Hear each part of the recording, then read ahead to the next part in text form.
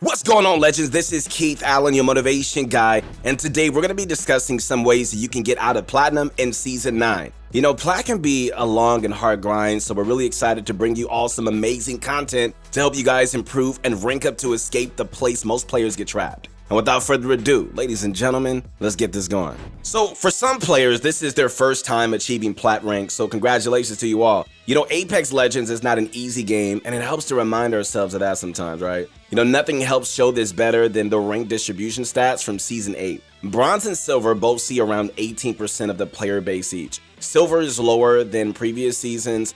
Gold has also seen a slight decrease in player base at 26%. Platinum, however, has seen a large increase in player base. At 26% of the player base at a relatively high rank means this is where a lot of players experience a wall. And so if you feel like you're experiencing this, guys, then grabbing a professional coach on ProGuides.com would be a huge help. You know, a coach can help identify exactly what you need to work on and what's holding you back. But if you're not looking for coaching, then let's break down how to climb on your own. You know, the wall that we talked about can have multiple layers to it, but today we're going to break it down and tell you how to push through to Diamond. The first thing that we want to discuss is what kind of mentality that you want to have when it comes to Plat level games. All right, so now this may come as like no surprise, but to win, you have to think about the game as a whole and really setting up your team for success. Okay, so having respect for your opponents and the fact that they're gonna have good aim at this level is gonna help you position accordingly. Okay, so you should not go just running into every fight expecting to wipe the teams and just move on like you may have done in Gold. At this stage of the rank ladder, you can have prep players who, haven't played since the last split in your lobbies, all the way up to low diamond players. It's important to focus on survival at all times. So we're going to talk about some good ways to focus on that in a bit. If you get to the top 5, then you can always ensure good KP and placement if you take your fights intelligently. So if you find yourself losing a game with the loss of RP, don't fret, alright? It's very quick to earn back at this stage and should be looked at only as a learning opportunity. If you're finding yourself getting mad, then just consider taking a walk or just playing pub games until you cool down. You know, nothing loses RP as fast as tilt queuing does. Doing your best to look at every game as a new beginning and a new opportunity to win is going to be the secret to becoming untiltable. These tips will help with any rank, so definitely try to master them and you're going to be on your way up the ladders in no time. Alright guys, so let's talk about some more specific situations to do with you and your possible team. Some players have a 3-stack team that they're dedicated to playing ranked with. You know, lots of players are not as fortunate and really find themselves either solo queuing their way through the ranks. Regardless of which you do, we're going to be giving you guys some tips to stay ahead of the competition. For all you solo queue warriors out there, alright, you're going to want to choose self-sufficient characters. Legends like Octane, Bangalore, and Ray do well on their own with escapes and movement abilities. You know, Gibraltar and Revenant, for example, need to coordinate their abilities with the team more, and if there isn't much communication, then they're just not as ideal. There's something you always want to keep in the back of your mind when solo queuing. Are my teammates a duo? You can normally tell this by matching names or matching club tags. If they don't seem to be a duo, that's fine, but just feel free to ask them because, most people don't bite.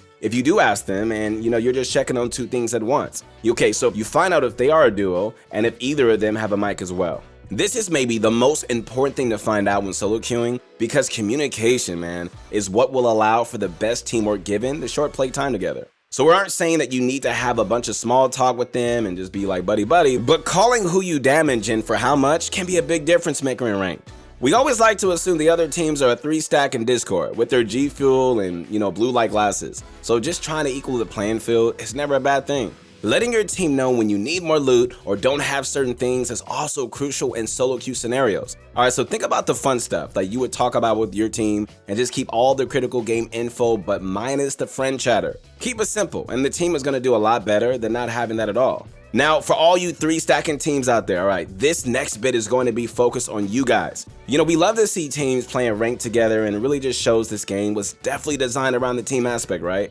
Teams definitely want to start by picking good legend compositions. So try and always have a recon legend like Crypto or Pathfinder or Bloodhound to stay on top of ring locations. Blood is very popular right now, but definitely doesn't have the skill potential of Crypto. As far as like rotational characters go, like we recommend trying out Valkyrie, Octane, and even Wraith. Having that quick portal or just jump pad for a sticky situation or a knock player is a great way to stay alive. Now, last but certainly not least, okay, using a support character like Jibby, Lifeline or Watson can be a great way to finish off the squad strong.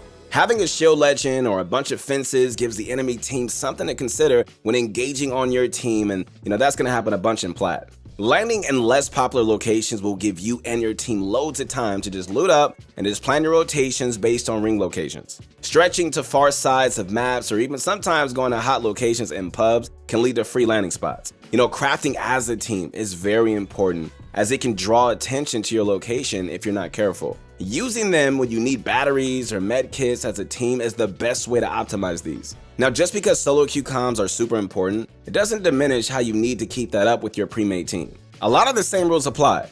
Communicating what legend you damaged and how much forward is vital. Playing off of your teammates' callouts and positioning is a great way to catch the enemy off guard. So try to keep the buddy-buddy conversations to a minimum since Apex audio isn't perfect with complete silence on the mic. Along with all this good teamwork positioning, your team based off the ring is going to rocket you through the ELOs. Speaking of rocketing through the ELO, okay, let's break down the best ways to gain RP in the second split of Season 9 ranked. Okay, so now that we broke down some amazing tips to do if you're solo queuing up or squatted up, it's time for us to talk about in-game specific things that you should be doing if you want to see RP getting stacked up. So when it comes to Olympus, rotations are everything. And so with this season seeing changes done to the juke tower locations on Olympus to persuade players to use tridents, it can be hard to move quietly and quickly. So if you're going to be using tridents, man, you honestly just need to be prepared for the occasional team to fully send you just because they know your location. And so if you're ready for this, then you shouldn't be scared of it, and instead look at it as a possible KP game. We like to think of this as a gnat flying towards the bug zapper, except the zapper is the sound from your trident. In Platinum, we don't see many teams taking early ring locations, since a lot of players seem to focus a lot on fighting all games regardless of the kill cap. So if you're not using a trident and instead just moving on foot or just using the jump towers, then you definitely want to make sure, guys, you don't just dilly-dally too long out of the ring. With so many vertical changes on the map, being ahead of players on rotations is key to getting high placement and good kills. And so every game, you want to be focusing on placement points and not the kills themselves though. Kills will naturally find their way to you, however, just do be aware of third-party threats. This doesn't mean rat in a corner, but to instead play for best position in the ring. Okay, so speaking of third parties, always expect them in any ranked game. If you go into fights expecting them, then you're going to be more prepared to react if they show up. Early game though, you shouldn't have this issue too bad if you're landing in an area with third party on your mind. For example, landing gardens in ranked can lead to being contested by a bunch of teams. However, landing at buildings to the south of gardens can open up a huge third party opportunity. Looting the big buildings with one teammate, looting the ships to the west, and meeting up with the quick car boost is a fantastic way to get those greedy garden landers pushing daisies. Taking control of the high ground here is a sure way to win you the fights and just leave you with a great amount of KP and positioning for any third parties. Running medium to long range guns with close range secondaries will ensure that you're ready to take the fight at any range. Either just being that pesky third party or just getting rev pushed by a team of savages, your team will be a big threat. Trying not to think about the rank points and just focusing on playing well as a team is going to relieve the pressure from ranked and more than likely lead to more consistent games. You made it this far, so we know that you're a solid player. You more than likely just need to implement some of these minor changes in your gameplay and they're going to be good. So lots of times when players have trouble getting out of rank, it doesn't mean the player has hit their limit, but instead a minor roadblock on their journey to greatness. Understanding how to work around the obstacles ahead of you and learn from any downfalls along the way is going to lead to being a better player and a happier you. Ranked has a lot of anxiety surrounding it, and it's okay to be nervous when playing it. Focusing on your landings, team compositions, and communication with your teammates should definitely help relieve that. And so if you're fully focused on the game at hand and just doing everything that you need to do to succeed within that game, then there is no room for anxiety. Don't feel like you need to rush out of Platinum, because with struggle comes progress and improvement. Playing against better players can be frustrating, but you're not going to find a better learning experience than this. Escaping ELO hell is a lot easier said than done, but having a strong mindset and focusing on what you need to do as a team is the secret to making it a more enjoyable ride. Apex is not easy, right? But with these tips, we believe in you that you're going to achieve your dream rank. Hopefully you guys enjoyed this video. If you guys liked it, make sure to sub to the channel and connect with me on my Instagram at Your Motivation Guy. I believe in you guys. Keep going, keep rocking with it, man. And I'm telling you, man, you're going to hit the place where you want to be. I'll see you on the next one. Peace.